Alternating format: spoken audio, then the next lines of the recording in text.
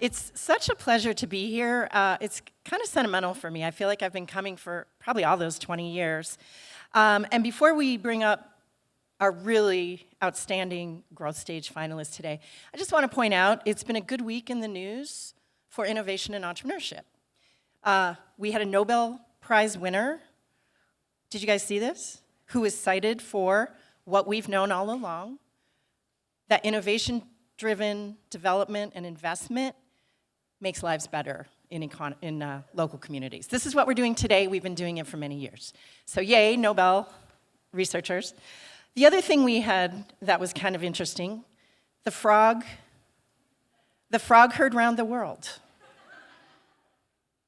But when you think about it, that is an entrepreneurial frog. Everybody that you're going to see present on this track started by sitting one of you down, one person.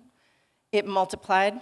If it can multiply really quickly, there's a chance for a really explosive growth movement or company. That's who we're going to hear from today. These potentially explosive growth companies. We've got 5. They're all excellent. We're going to start in alphabetical order with Airbuild and CEO David Gorey. Airbuild is the triple threat. It's going to capture carbon, purify water, and guess what? Turn it into gold. I mean, biochar. Let's give him a welcome.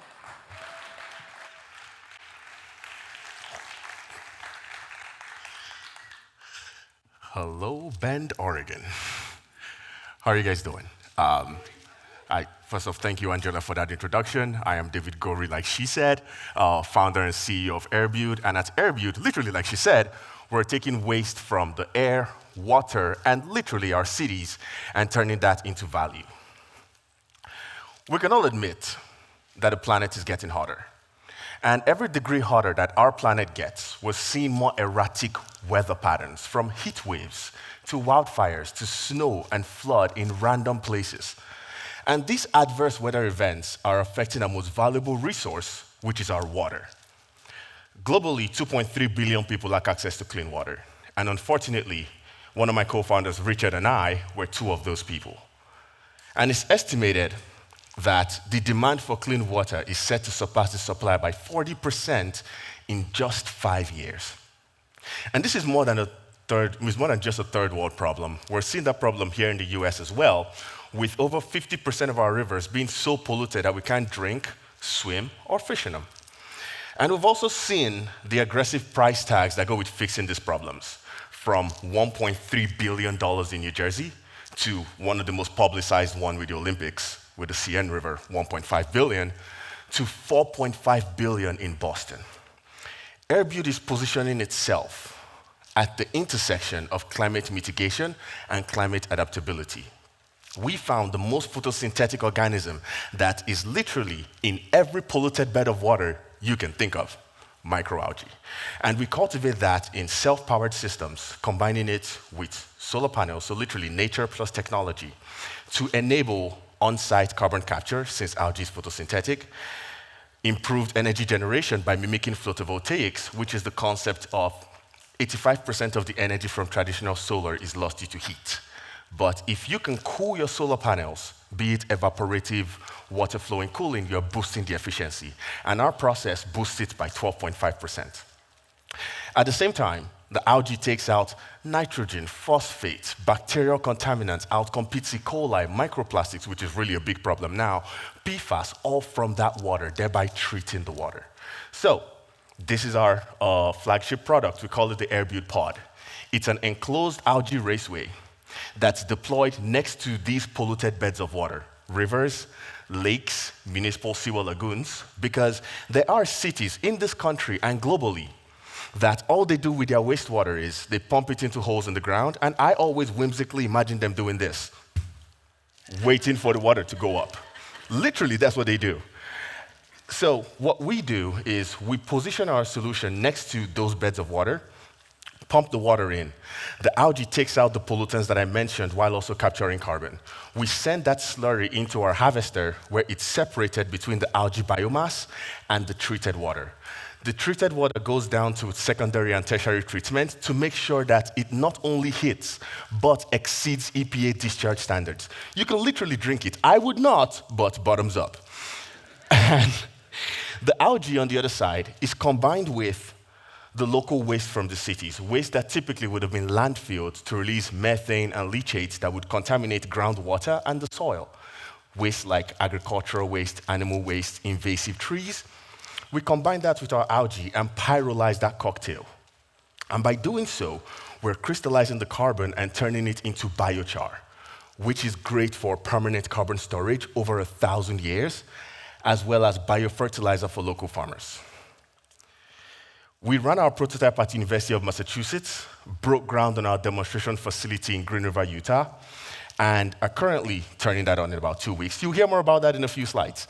We received 37 acres of land from the city of Green River for the whopping price of $1 because they're not only excited about the environmental benefits of our solution in terms of giving them their river back and processing their waste, but also the economic benefits as well. This is the team bringing you the solution. We are a team, like I said, that has lived the problem. I spent the first 16 years of my life in Nigeria where we had to drink water from wells because our natural water sources were polluted. And my co-founder, Richard from Kenya, lost his mother and sister to waterborne diseases. So we came here to this country, got a shit ton of degrees, pardon my French, and now we've dedicated all those degrees, all our experiences to making sure that people in those situations here and globally do not face the same fate. For our business model, we generate revenue through 3 streams. I mean, we are a utility. Literally, if we get deployed in your city every time you flush your toilet, we hear cha-ching. So we sell our solution to the cities. We sign contracts with them to upgrade or restructure their municipal water treatment plants. Then we also have our recurring revenue from the carbon offsets as well as the biochar itself. And our projects, just off the recurring revenue alone, are profitable from year 3. The market at the intersection of carbon, water, waste, biochar is huge. And of this market, we believe we can capture and obtain $40 billion worth globally. Not only because of our IP portfolio, which we fully own, by the way. This does not come from a university. It came from the team. But also because the 3 things we need to scale are polluted water, carbon, and waste. And those are 3 things you can't throw a stone without hitting. For a competitor analysis, there are only 3 companies globally that are tackling these problems the way we are. One is out of UAE, one is out of Sweden, and then there's us. But by talking to the customers, we noticed that we aren't competing with those companies. We're competing with the concept of do nothing, where these cities continue spending millions and millions of dollars on these terrible infrastructure projects, some great, but some not as good. Example, in Richfield, Utah, that's one of our committed customers, they spent $9 million on 2 70-acre sewer lagoons that the engineers estimated would last for 50 years. They were on year 3 this year, and those lagoons were full to the point where they had to start using an abandoned lagoon. And we quoted them $8.5 million for a facility that would hit the daily flow of the city and exceed it by 20%, making sure that they never have to build those lagoons again. On the other side, there is also Redmond here in Oregon that, and by the way, I told some Redmond people I was going to talk about them today. There are also the Redmond people that spent $88 million on a constructed wetland and utilized 86 acres of land to treat 4.6 million gallons of water per day. Funny enough, we're just having a conversation with Weber County in Utah, and we can do that project for $50 million and 40 acres of land. So our pitch to cities is, we can treat the volumetric ratio and the flow rate of your wastewater treatment plant with the size of a sewer lagoon. So this is not just a concept, this is real. We broke ground in Green River, built our demonstration facility. We're going to be turning it on in 2 weeks once we get the algae from Utah State University. And we also signed a $3.2 million carbon offtake agreement for this facility. Just by doing so and talking to all the other cities in the area, 5 cities were super excited to sign LOIs with us and also give us access to their permits for us to start that process going. Now, we have a pipeline of $40.7 million, ranging from the municipal contracts that we've signed with the LOIs, as well as the carbon offset for the Green River site. So we're currently looking for more cities to work with and expanding the same model that worked in Utah to Oregon, Washington, and California. The market's huge, right? And we have 3 revenue streams. Our projections tell us that with just 9 sites, we should be at $82 million ARR. And just like the great John Bon Jovi said, we have 5, so we're halfway there. We are currently opening our seed round on the 27th of this month to build out our pilots, so scaling from that half acre to 2.5 acres, activate the revenue from the carbon offsets contract that we've signed in Green River, and also unlock those LOIs and turn them into full contracts. We are people who have lived this problem, and now we're solving it. Thank you.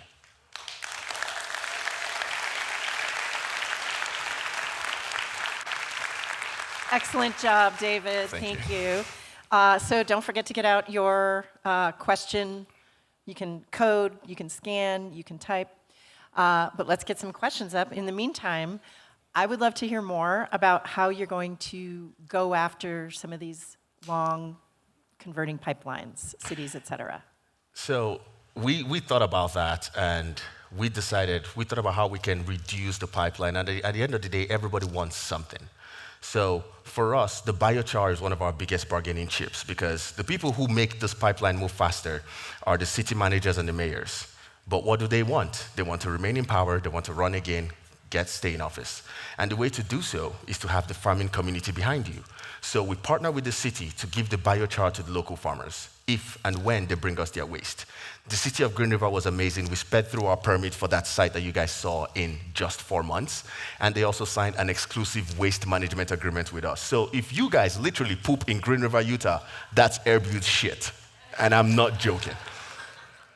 Okay, thank you. What is your team struggling with the most right now? Right now, we're opening our seed round. Every startup is going to tell you that they're struggling with money. But we are also struggling with a network. As you know, we are a team of immigrants. We're not from here. We don't have that strong network. So we're working to build that right now. And I'm of the firm belief that your network is your net worth. So I'm trying to grow mine by being in events like this, talking to people like you, and sharing our story. Great. How do you work with cities to mitigate public perception of biomass-related emissions? So that's where we do, my co-founder said it best, citizen science. We actually have council members come onto our sites, they tour the facility, they see that this doesn't stink on like constructed wetlands, don't tell them. So our system is completely enclosed. What's coming out of our pod is just the oxygen that's released from the algae.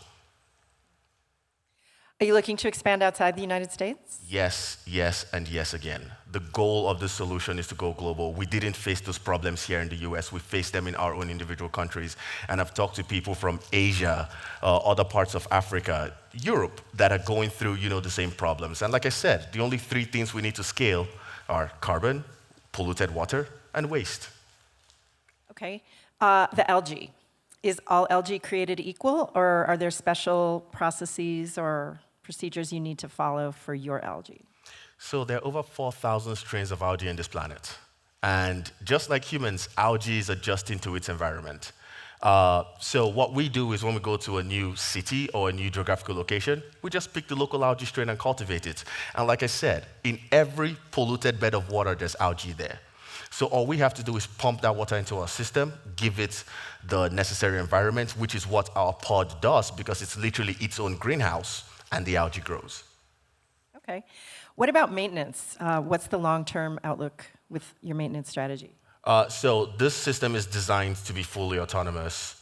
If any maintenance is needed, it's just really just swapping out sensors, and those are going to be done by the on-site techs. Since we are also generating recurring revenue, we have the ability to have techs on site, and they handle, the maintenance of the process.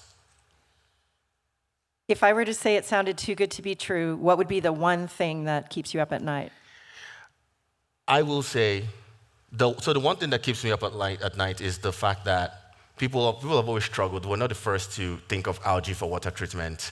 The problem is, how do you keep algae alive in harsh climates, right? But that's where the greenhouse, came up. And there are people who cultivate algae in Canada, in Alaska, in greenhouses. So our system is its own individual greenhouse. So what keeps me up at night is how We need to prove, and that's what we're doing with our demo that we're going to turn on in 2 weeks. We need to prove that we can control the temperature of the system, because once we do that, we can deploy this solution in Seattle, in Alaska, Iceland, Nigeria, Florida, you name it. Okay. I think we are out of time, but join me in giving David a round of applause. Excellent job, excellent job. Okay, next up, on stage, Jocelyn Quarles, CEO of Bold Reuse. This is a Portland-based company that is critical infrastructure for the circular economy. Bold Reuse reduces costs and waste from single-use packaging in some very visible places. Jocelyn. Thank you.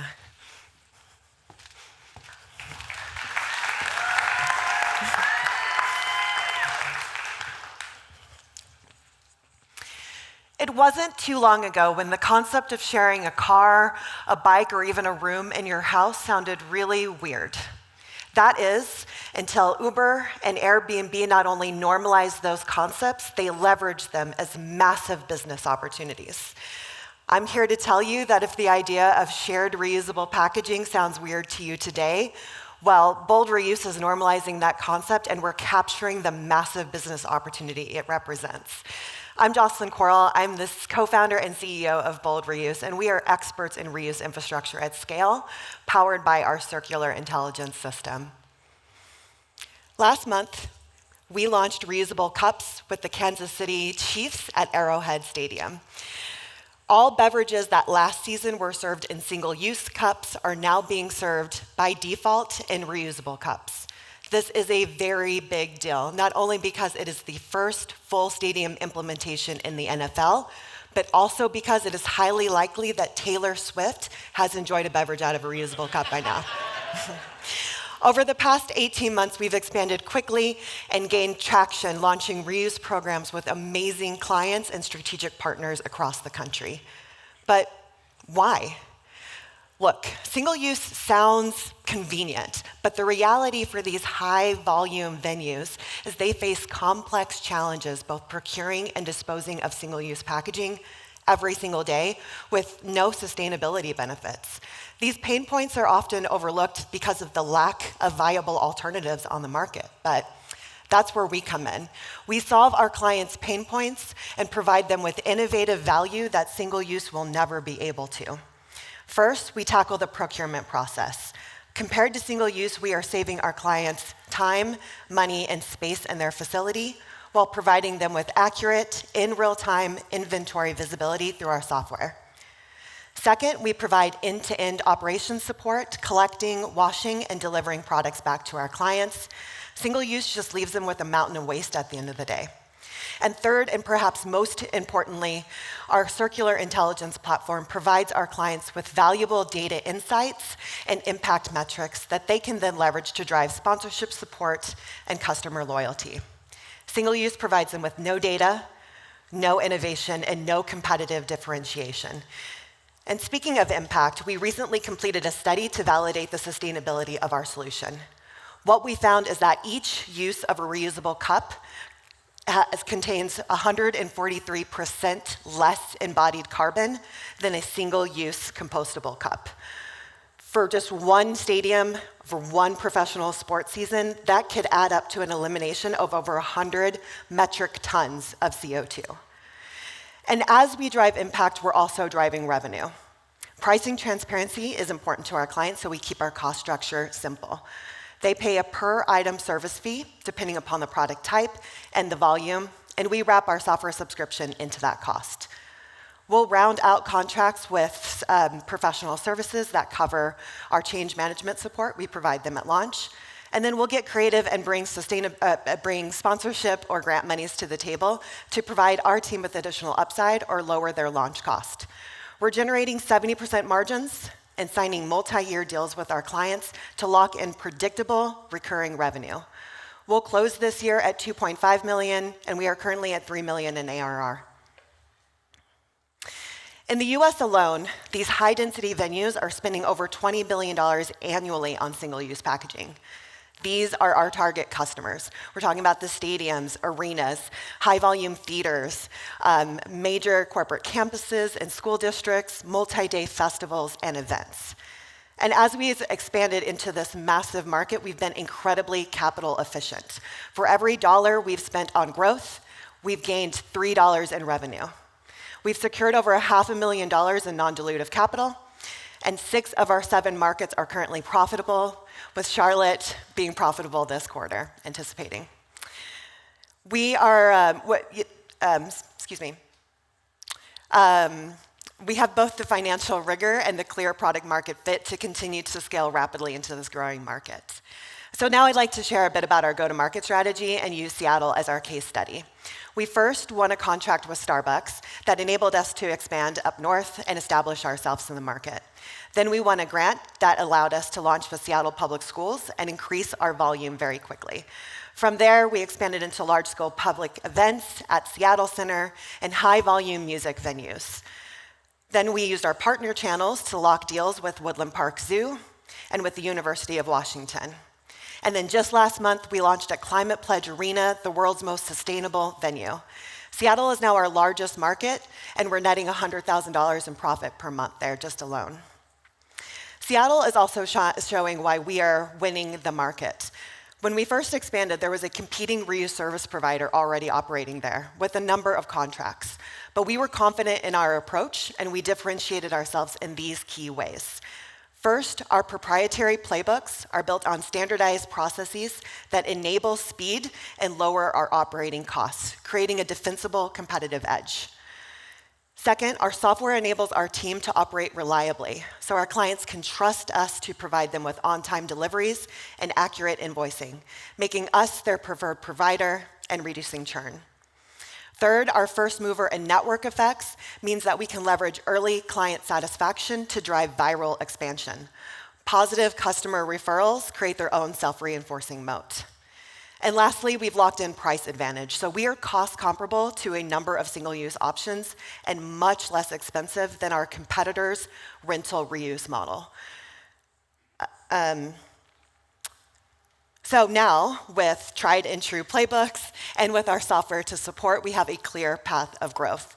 We seek to expand from our current 7 markets to a total of 25 markets by the end of 2028, and we'll leverage our Series A, which we are currently raising, as well as our operating profit to make that expansion possible. We'll continue to de-risk through grants and sponsorship and our partner channels, and then we're aiming for an acquisition in 2030. Our lead investor is a global packaging manufacturer, and they have already indicated to us a strong interest in an acquisition opportunity. So this is more than just growth for growth's sake. We are building a durable, profitable, and mission-oriented enterprise with a clear exit strategy. By 2030, we'll be operating in those 25 markets, supporting 2,000 clients and netting over $200 million in annual revenue. We will have also eliminated 500 million single-use items. That is the equivalency to the carbon sequestration of 2.5 million tree seedlings grown for 10 years. Thank you. We have shown ourselves capable of setting aggressive and lofty goals and then exceeding them. The future of reuse is so bright, and we are both proud and confident in our position as a leader in the future of this industry. Thank you so much for your time and attention today. I invite you to join us, and I look forward to your questions. Thank you.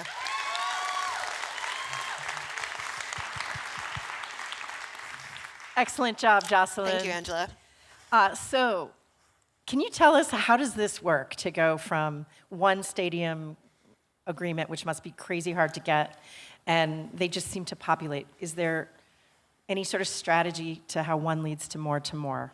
Yeah, absolutely. So this is an ecosystem of businesses, right? So that's why we have developed those strategic partnerships with concessionaires such as Levy Restaurant and Aramark that really helps us speed the rate of adoption into those new venues. We're not a new business that they're working with. It is the continuation of a relationship to a new location. Excellent.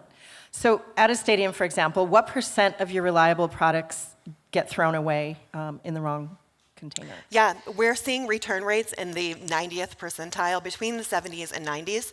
And then most of our clients are actually doing back of house sorting as well. So they are capturing those cups that might have ended up into the wrong stream and harvesting them so that we can actually continue to reuse them. And a relatively small percentage are walking out the door. And even when they do, they're being reused at home, so not all is lost. And as our programs age, we see a return rate increase over time and customer awareness.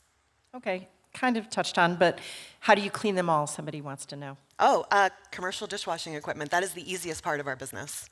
We just lease a commercial dishwasher and, push racks through, and they come out shiny and clean. Easy enough. Do you have off the top of your head what is sort of the cost of sort of instantly popping up in a new market? Yeah, it's about $120K to establish ourselves in a new market. We've been in business for 7 years now, and we're just now raising our Series A, so we're incredibly scrappy, we're super resourceful, and this is a key differentiator from our competitors as well. So yeah, 100 to 120K, depending upon the market, can get us going. Okay, any data on impact on landfills? Well, significant reduction, I would say, and for a community such as Bend, that is particularly important given your local not landfill is filling up and seeks to be not closed in the next 6 years. And I think you're really seeing the struggle of where do we find more space? Nobody wants a landfill in their backyard, so we really need to think strategically about how we can reduce the volume of waste that we are currently creating. And reuse can make that happen. So at your core, you are an operational excellence company. Yes. Who works around cups and other things. But can you talk to us more about the operation? Yeah, for sure. It's the heart of your scalability. Yeah, it is, and it was our primary focus when we were getting going too. So it's all about standardized processes, right? So each of our markets operates the same way. All of our facilities look the same way. We, about a year and a half ago, hired our first director of operation, and he's made such an incredible impact in our business from a scalability perspective as it relates to creating those processes and really performing detailed time studies, so we now know down to the second how long it's taking us to wash a specific product. And then every day we're looking for opportunities to just continue to shave seconds off. And then we're also looking to overlap technology that can help us do this too. So we're currently piloting with Avery Dennison an RFID pilot that enables us to track individual asset cups and enable our system to automatically read where they are, and that's going to improve our accuracy rates as well. Can you talk about how the stadiums or teams use this to bolster their brand? Oh, yes, absolutely. I mean, that's a huge motivating factor. It's so funny because the front of house and back of house teams at these venues are as competitive as the teams on the pitch. And so as one stadium goes, they're like, oh gosh, now we're behind and we got to get out in front of it as well. So I think the Moda Center, which is the first stadium that we launched with, has been a perfect example of how they can leverage this to really back up their sustainability credibility and really engage the fans as well, right? Like solar panels on the roof, that's great. EV charging in the parking lot, cool. But a limited number of people really can engage or get excited about that, whereas everybody is buying a drink. Everybody is going to hold that cup in their hands and feel like they're part of the solution. And so those stadiums really want not only the sustainability credibility, again, we're saving them time and money on the back end, but from a sustainability perspective, they have an opportunity to generate additional revenue and sponsorship. So there's a lot of different ways. We're only just now starting to scratch the surface. So why plastic and not aluminum? Oh, great question. We're material agnostic. So primarily we're leveraging a lot of polypropylene number 5 products right now because they fit the price point for most of our customers' budgets. And at places like stadiums, there's real safety concerns related to different material types. So that aluminum question might be related to the ball aluminum cups. Some folks think those are reusable. They're not. Those are single-use cups meant to be recycled afterwards. And aluminum is endlessly recyclable, but it takes a high amount of energy to recycle aluminum. And then each new aluminum cup requires virgin aluminum. So it's not a completely closed system. Whereas with these cups, regardless of the material, just keeping a cup as long as we possibly can. Gotcha. You did touch on this, but somebody wants to know, are you going to move into other utensils, products, et cetera? Yep, the cups are they're the beautiful things to put in the photos, but we are doing a wide range of food contact surfaces, foodware, serviceware, utensils, plates, bowls. Really, our clients come to us. Again, we're product agnostic, so our clients come to us and say, this is the product we want you to wash, and we will figure it out how to wash it for them at a price point that continues to generate those 70% margins for us. That's excellent. Let's give it up for Jocelyn. Thank you. Excellent job. Thank you. Thank you so much. Okay.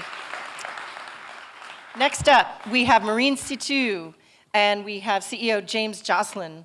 MarineSitu is a Seattle-based company that provides marine infrastructure monitoring through AI software, their platform, preventing costly interventions, saving time, and increasing efficiency. Give it up for James Jocelyn.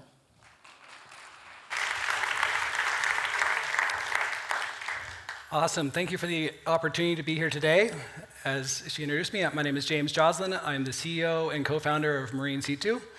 And we're a marine technology company, a truly deep technology company that provides AI data analytics for marine sensing platforms. Oh, I forgot to grab the clicker.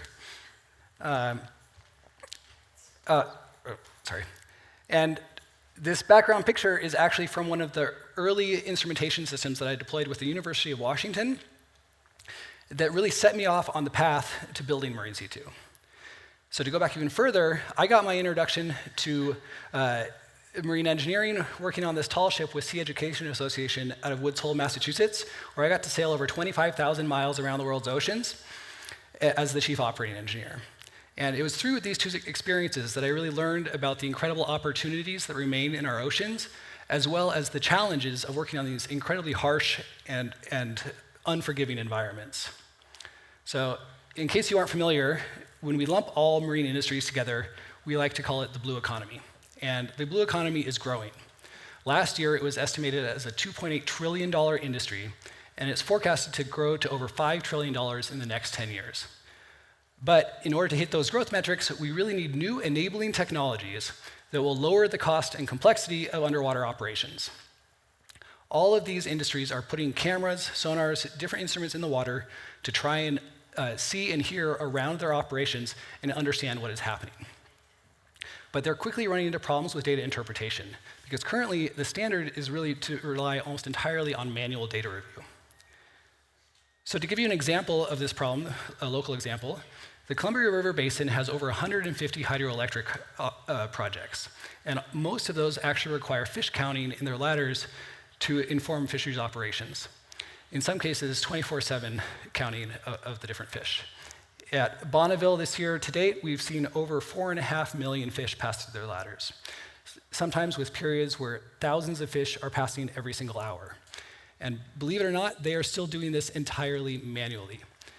There's professional fish counters sitting in front of a window trying to assess how many fish of different species are passing at any given time.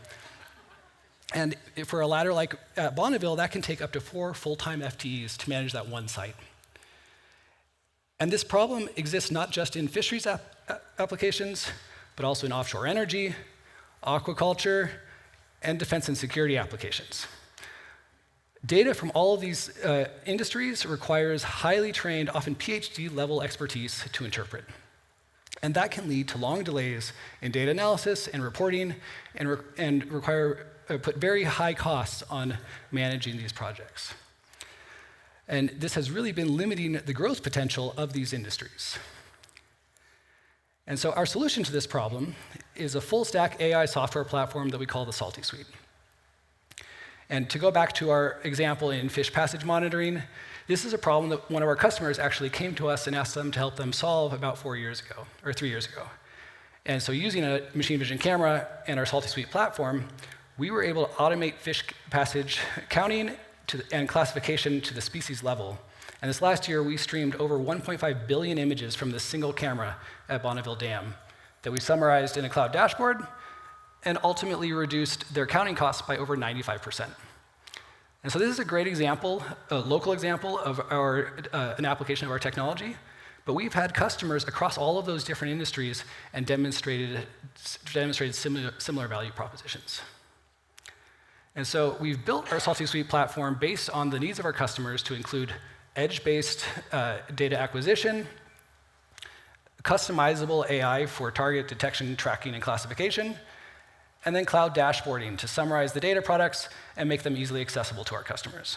So this means we have a B2B software platform with monthly subscription costs that can range from $1,000 to hundreds of thousands a month per customer.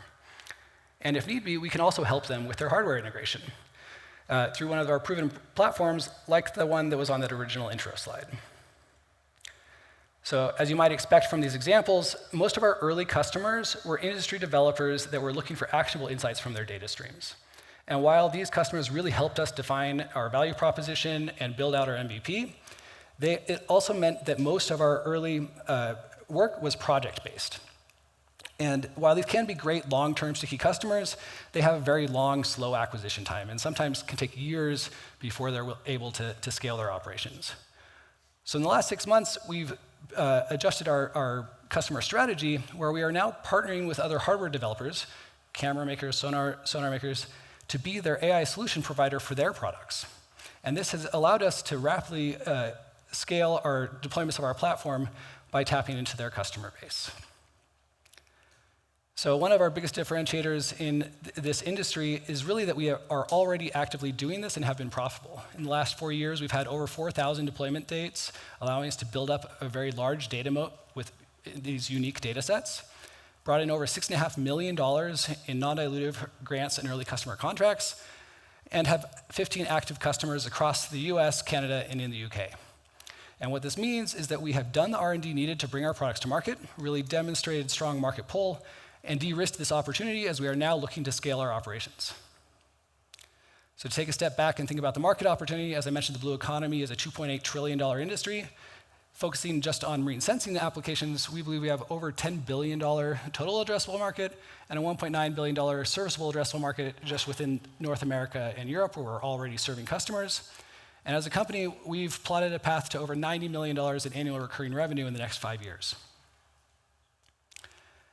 And thinking about our competition and our advantage, we generally like to consider the versatility of their platform to handle different data types, the features that they've built in that allow them to scale, as well as the applications where they've been demonstrated and are currently in use. And with our platform, it is actually hardware agnostic, so we can work with any different data type. And we've built the features for scaling from the get-go. And as a result, we believe that we have a much larger market opportunity. Looking at our financial projections for the next 5 years, this year we're on track to do about $2 million in revenue, and we expect to 10x that growth in the next 3 years, then double each year after that. And as I said, one of the reasons that we can expect this growth is because by now partnering with other hardware developers to be their AI solution, we can tap into their customer base and rapidly scale deployments of our software platform. We have a highly technical team with 9 full-time staff and over 50 years of experience developing instrumentation systems and software platforms. Paul, Mitchell, and I, the 3 co-founders, started at the University of Washington working on the background technology for our platform over 12 years ago. And moving forward, we plan to add to our team to meet our operational needs and bring in more business development expertise. So we are currently raising our first fundraising round. We've been able to bootstrap all of our development to date, and we are hoping to accelerate our sales pipeline. If you'd like to learn more, please scan our QR code or reach out and get in touch, or come find me after. Thank you.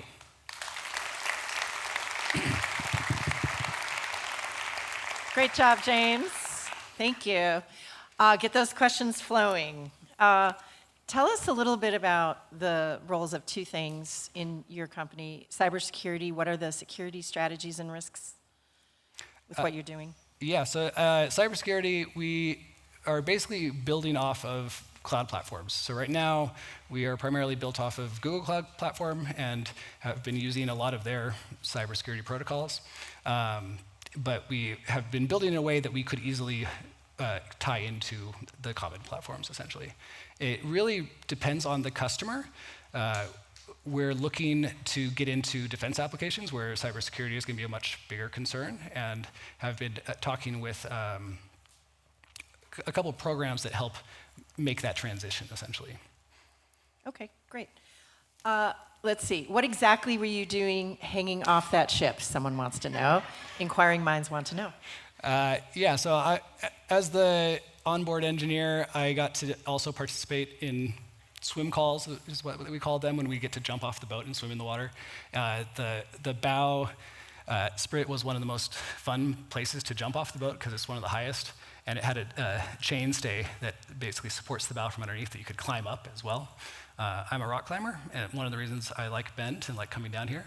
And as I was sailing on the ocean, there weren't that many things to climb other than the boat itself. So I'm going to blow your mind here. So I am a former second officer on the Pride of Baltimore. Oh, nice. So anyway, I love that you have that sea experience because we all know those are the best. The best leaders come from those sailboats, right? It is a very formative experience working on tall ships. It is indeed. Okay, so someone loved the fish story. Tell us about another problem that you solved.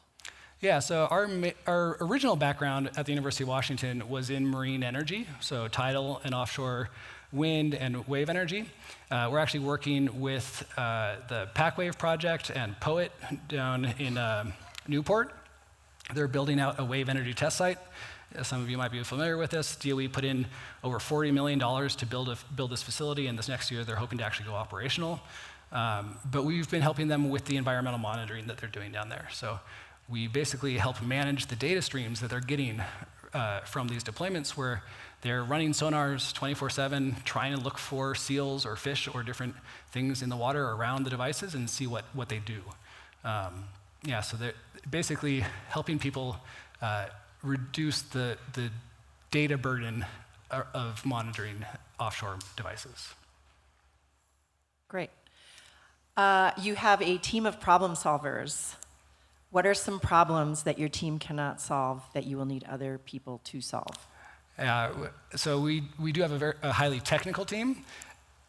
We're generally light on the business development side. We've been very fortunate in that all of our customers to date have really been finding us. It's only in the last year that we've started going out and trying to promote what we're doing more. And so we've had very organic growth, and we're looking to accelerate that. And that's really going to mean bringing in more expertise on the business development and sales side. Okay. How do you approach blue economy agencies in instances where your company will actually reduce their workforce? In general, we're not necessarily reducing workforce. So the fish passage example, one of the reasons that group came to us is because they were having trouble staffing those ladders. It's really hard to get trained professional biologists to go to a remote facility out in the middle of nowhere and spend 8 hours sitting in front of a window. So they were excited to have an option to let those people essentially work from home.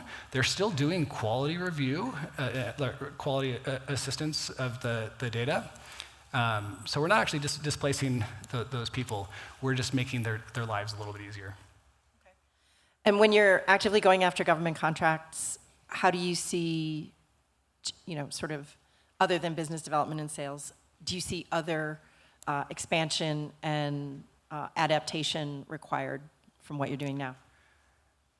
Yeah, so as mentioned earlier, the cybersecurity stuff for DoD applications, that's going to be one that we're working on very explicitly this next year. With the current administration, there's definitely been a shift away from offshore wind and more towards security and defense applications in the government funding.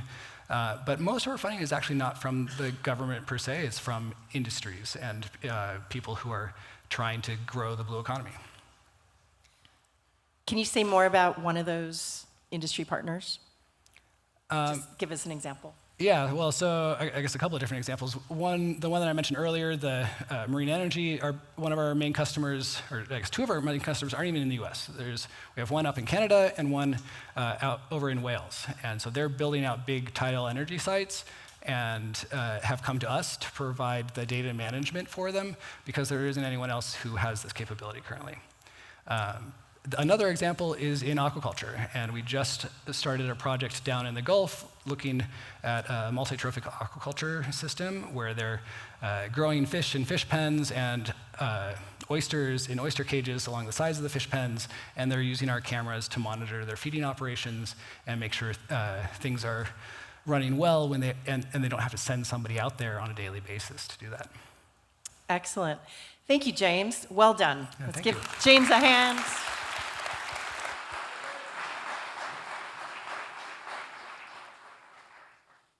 Okay, next up, another marine tech company.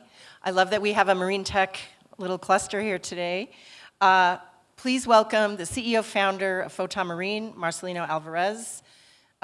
Photon builds the world's most capable marine electric fleet. Marcelino.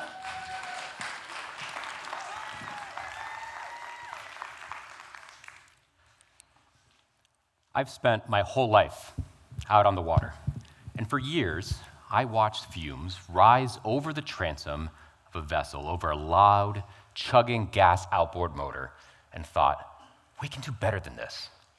4 years ago, our team at Photon Marine set out to prove it.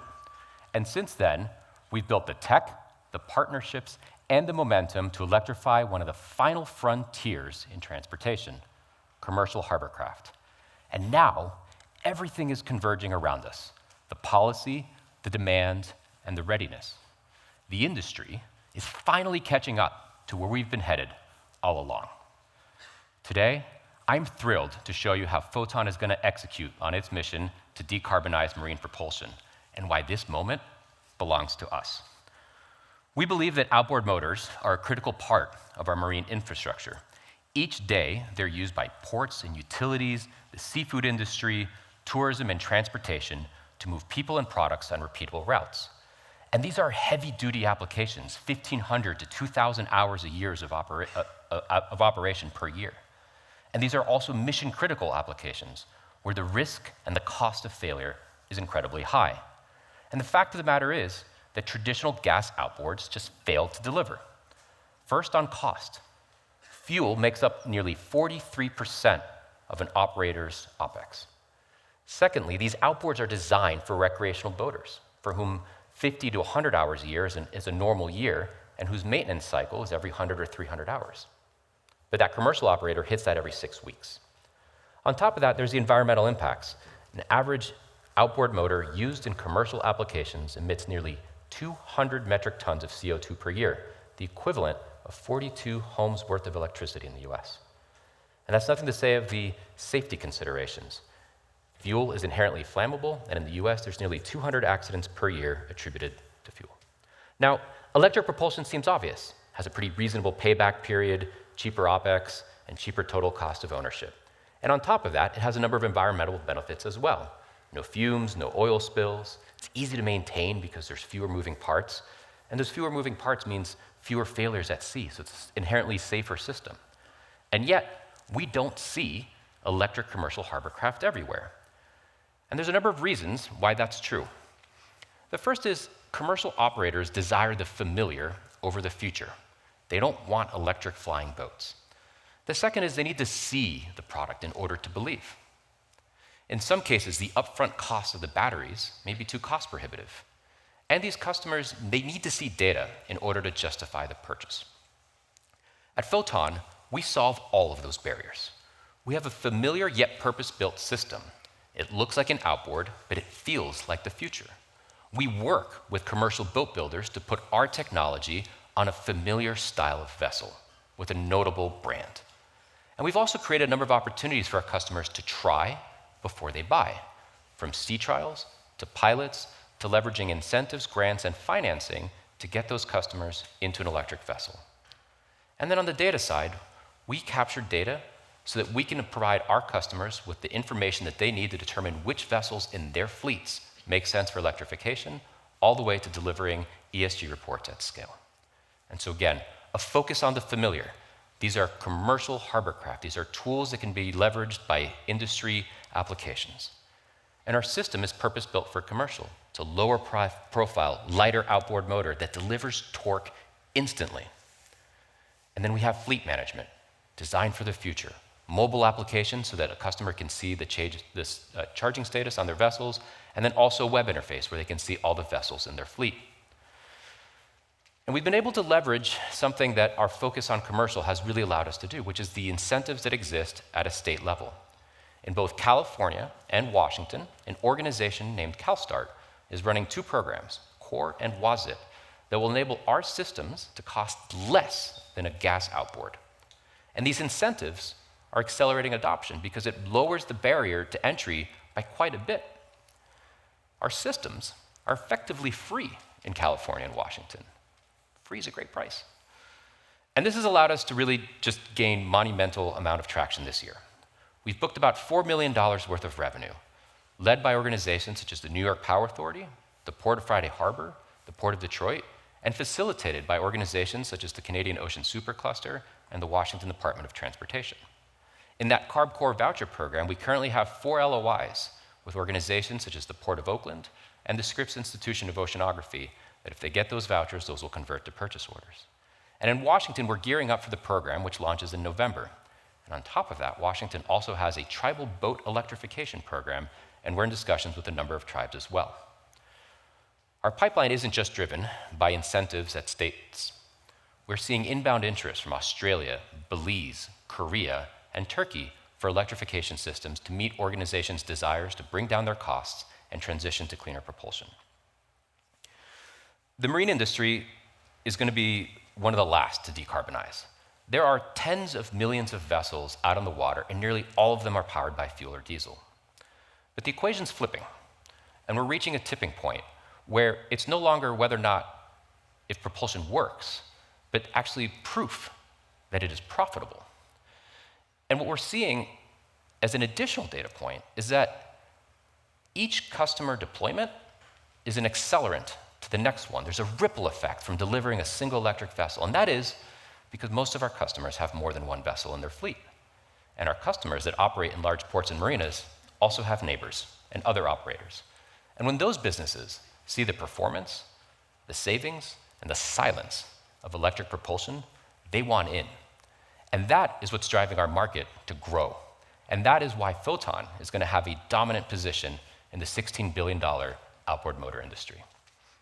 We're not the only ones building electric propulsion systems, but we are the only ones focused on the commercial applications, which means that our customers generate up to 40 times more data than our competitors' customers that only use their boats 50 to 100 hours per year. And that means that we can deliver more features, such as intelligent energy management and predictive maintenance to those commercial customers. We have an incredible team that are focused on delivering against our vision. We come from product design, advertising, electric vehicle manufacturing, and marketing, and we're keen on getting to scale. We're currently raising a $2 million seed bridge as part of our route to our Series A, and any accredited investors can come chat with me afterwards. This is a massive opportunity.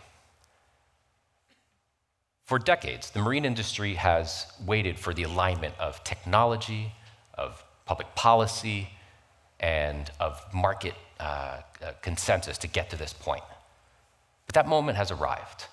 We've spent the last 4 years not just demonstrating that electric propulsion works, but that it wins. The next 4 years will be about scaling and growing that vision. The time is now, and this moment and this opportunity belongs to us. Thank you.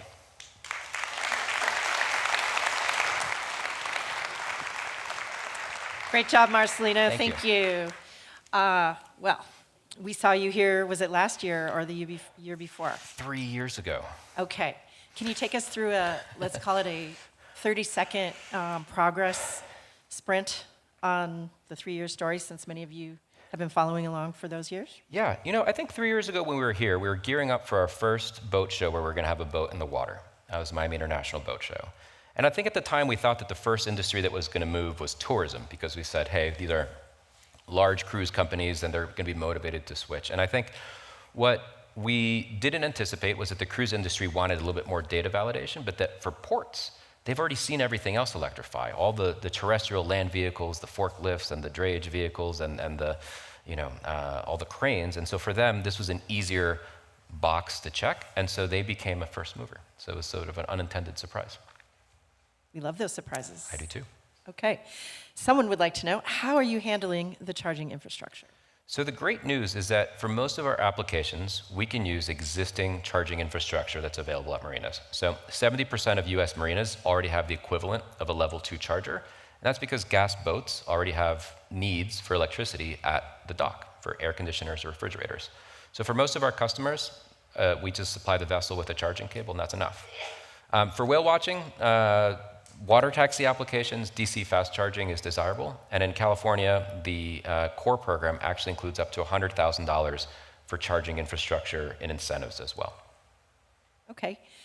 Talk about the service life of the battery, and will the customers themselves need to replace them? Yeah, so our batteries are made by John Deere, who acquired a company called Kreisel in Austria. And so the great news is that any John Deere service center will be able to service our batteries.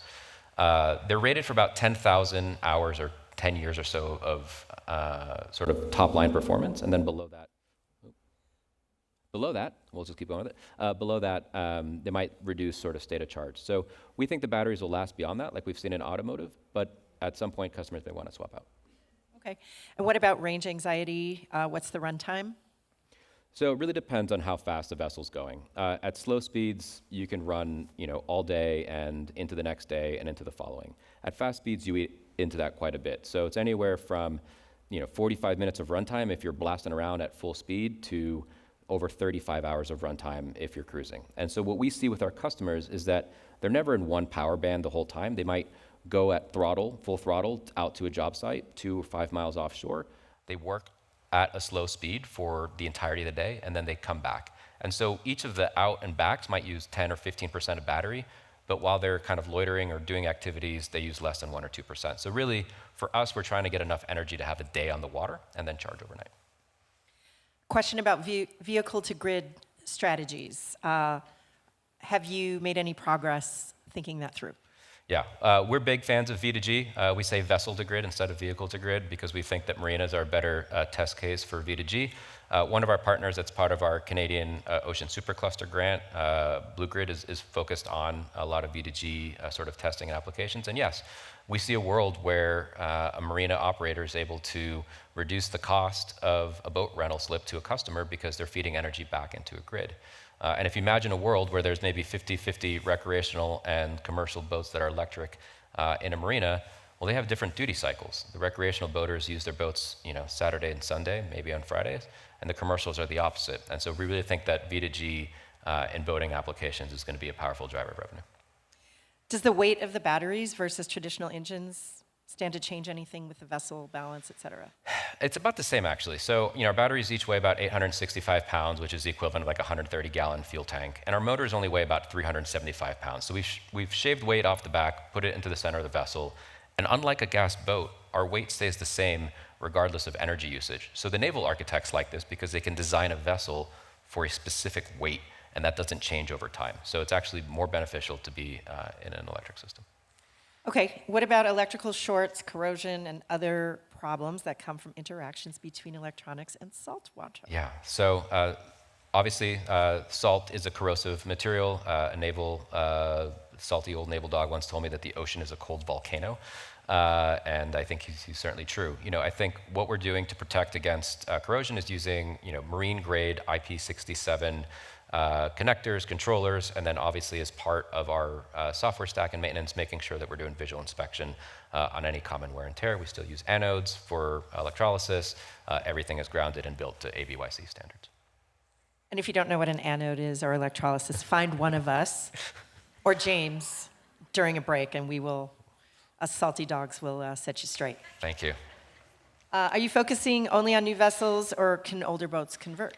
Older boats can convert as well. It really depends on the hull design to make room for the current batteries. John Deere is making smaller battery packs that'll make it easier to do retrofits. And we have conversion kits on the CARB core list, and those are also effectively free for any commercial customer in California.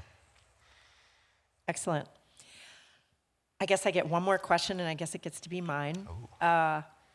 So you've covered a lot of ground, but truly, what does keep you up at night?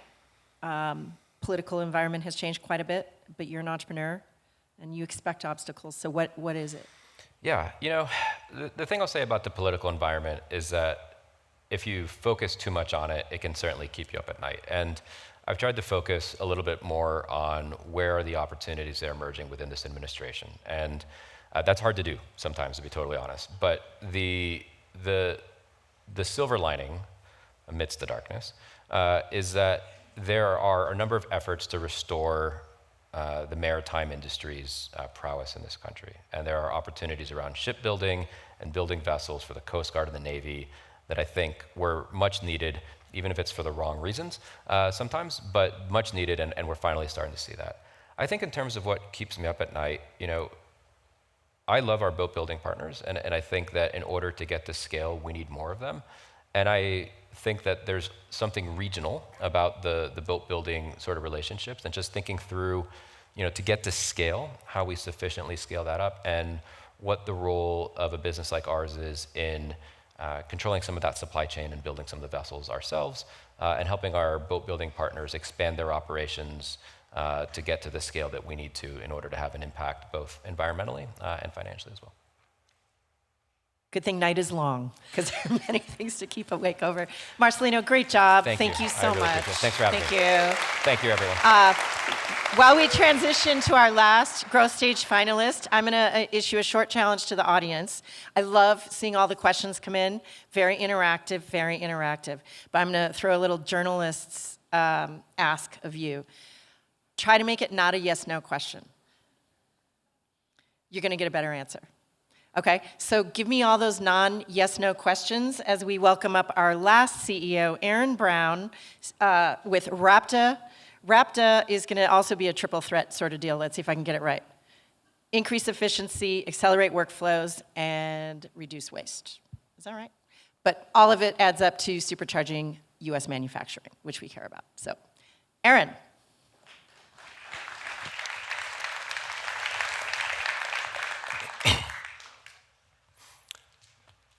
Oh, forgive me, Father, for I have sinned.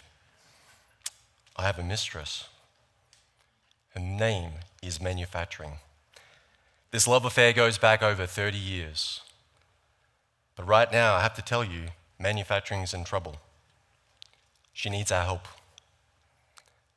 Not only tariffs are causing pain, every one of our customers, coast to coast, they cannot find the skilled people they need to run their factories.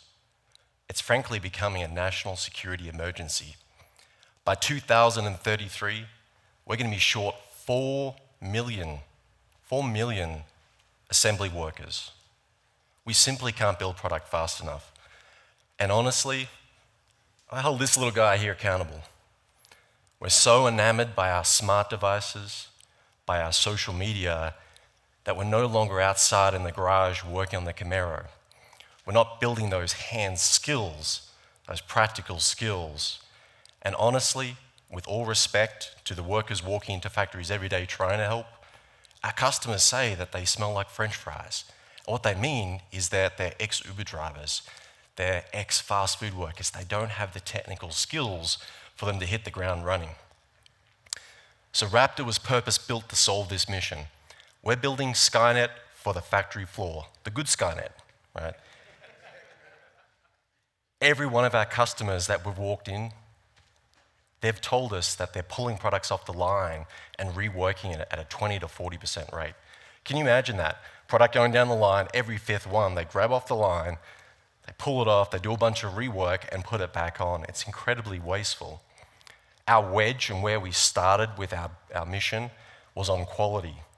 Do we all remember that Alaska Airlines flight? Remember the door that fell out? Remember why? Some dude forgot to put a few bolts in. And so many of our customer applications, it's mission critical. If we make a mistake, it's going to cost us a lot of money. And right now, cost of quality is costing US factories $1 billion a year. Now here's the cool part, here's the silver lining. By eliminating these errors and deploying Rapta into the factory, our customers are seeing a 30 to 50% increase in capacity. Same four walls, same workforce. So Rapta is a software platform. We deploy onto the factory floor. We use cameras and sensor data, and we vacuum up data. We're watching humans and we're watching robots in real time. We close the loop. If we see a mistake being made by the human or the robot, we'll pause the line and say, hey, go back here and fix this. Here's a good example on the screen. Our user interface in front of an operator. Video instruction on the left-hand side, so it's like a YouTube-like experience. And on the right-hand side is the actual work being done. The system picked up that fastener, that screw wasn't properly seated, and so now it's giving them corrective action. And this is a powerful paradigm shift because up to now, it's required a supervisor, a human supervisor, to wander around the factory and make sure everyone is doing things to spec. So it's incredibly labor intensive. As we've expanded the platform over the last 2 years, we've added a number of automated workflows, so now we automate the capture of serial numbers and barcodes and all this other data, and we automate the whole entire quality management system. So for a fully burdened defense contractor that we actively work with today, it represents a $230,000 saving per person. We can then help them redeploy into something more interesting. Because I can tell you one thing, no one likes to go to work every day and look at the same thing 100 times and say it's right the same time. That leads to hallucination, but more critically, it's losing the human element. So our mission is to get humans out of that boring task and work on the fun stuff and the creative work and let AI do that heavy lift. One of the problems deploying vision systems into factories is that every factory is different. Some of our customers make missiles, others make products for the Navy, others make laboratory equipment or life science machines. And so what we do to break the back of this training problem, this diverse number of different products, is we've got a very powerful physics engine. We're able to learn from just a couple of examples. So a customer knows, okay, this is a good-looking product, this is a cell phone. I can then use this prompt-based physics engine to create synthetic defects. So I can teach AI to imagine a crack on the screen. I can create those images, create thousands of training images, and now I can teach AI to generalize, to see just like a human. So it's a huge paradigm shift, and really what it does is allows our customers to deploy 100 times faster than they could with other tools. We've had a pretty great year. We've grown over 500% already this year. We've built a really solid base, more than 20 top defense primes, top manufacturers in their sectors. Nearly all of our customers we're working with, they're billion-plus revenue businesses, right? So we've built this great base we can scale into 2026, built this great go-to-market playbook, really refined with our customers, and what we're seeing right now is our land and expand strategy is working really well. We're landing in factories, we're proving value, and more critically, we're delivering real results. One of our top defense prime customers, they were at risk of losing a $100 million program for the Navy. Year behind schedule, total production chaos, and so they brought Rapta in. And honestly, it was a bit of a high risk for us, right? We could have landed there, the program blown up, and that was it. Instead, we were able to help them put law and order on the factory floor, bring those quality problems under control, more critically, allow them to automate training and bring new operators in and deliver a better experience. And here's the cool thing, we helped them deliver production full rate approval from the Navy 3 months ahead of time. So the program paid for itself. Our ROI was delivered in just the first few months. And we're typically seeing that with most of these deployments, our systems are paying off in 3 to 6 months. So it's an incredible ROI for an industry that's used to having to pay off capital in 18 months or 24 months. We've seen similar things in the med device space, where we've helped customers eliminate potential FDA violations and other fines. So really incredible stuff. Our customers and our focus in the market is the 25,000 manufacturers who make precision electronics. It's about a 10 billion SAM. We're really focused on the large end, but most of our clients, in fact all of our clients, are more than 100 employees and more than 100 million revenue. And these are the at-scale manufacturers that, based on the size of their business, they're just crushed by the weight of everything they're trying to build. We've been having a lot of fun winning in the market. One of the key reasons why we win is because we can learn from the first example. Remember the single-shot learning. We do not need integration consultants. Many of the other solutions in the market require weeks or months of specialist data science or software engineers to come into their factory to help them to deploy successfully. And so we really flipped the paradigm on that with a strong focus on time to value. We're delivering rapid time to value. And our team has incredible experience in the market. We've got a group of people who have all got more than 2 decades experience in both industrial manufacturing, defense manufacturing, and cybersecurity. And so this incredible team is the one who's driving this mission. And really, we're very excited and passionate to share that with you today. We're raising our Series A right now. Be open to conversations with accredited investors, and we appreciate your time today. Thank you so much.